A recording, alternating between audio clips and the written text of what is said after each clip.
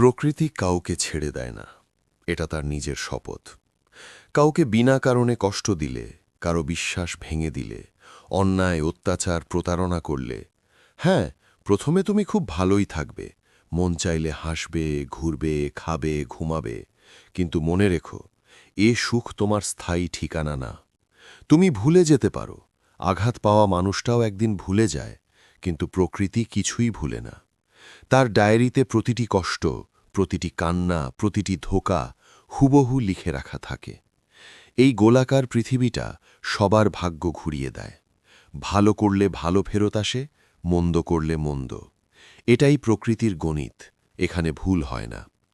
মানুষকে ফাঁকি দেওয়া সহজ, নিজেকে সাময়িক ঠকানো সহজ, কিন্তু প্রকৃতিকে ঠকানো অসম্ভব।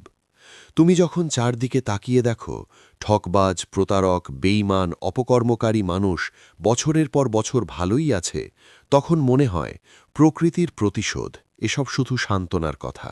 কিন্তু না, সেটা আসলে তোমার ক্লান্ত আত্মার দীর্ঘশ্বাস। কারণ প্রকৃতি কখনোই অসম্পূর্ণ বিচার রাখে না। মানুষ যেটা ক্রিয়েটারের ওপর ছেড়ে দেয়, প্রকৃতি সেটা সময় মতো এই পৃথিবীতেই ফেরত দেয়, কড়ায় গণ্ডায়, এক বিন্দুও কম না। তাই ভয় পাবে না, না ঠকানো মানুষটার জন্যে, না তুমি যে কষ্ট সহ্য করছো তার জন্যে। কারণ শেষ কথা একটাই, nature never forgets. Without balance, nature never pardons. What you offer is always returned by nature.